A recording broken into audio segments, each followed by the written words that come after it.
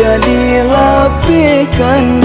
So itu cinta kita dia sayang.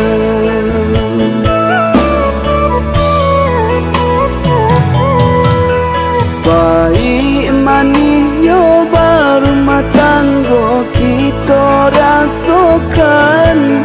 Susah senangnya hidup berdua lah kita hadang.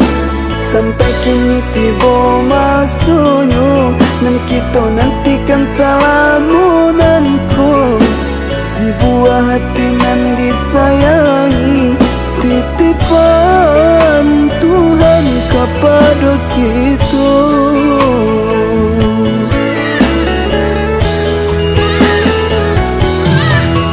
Oi nak kandung si birang tulang, ube jari apa larai damam.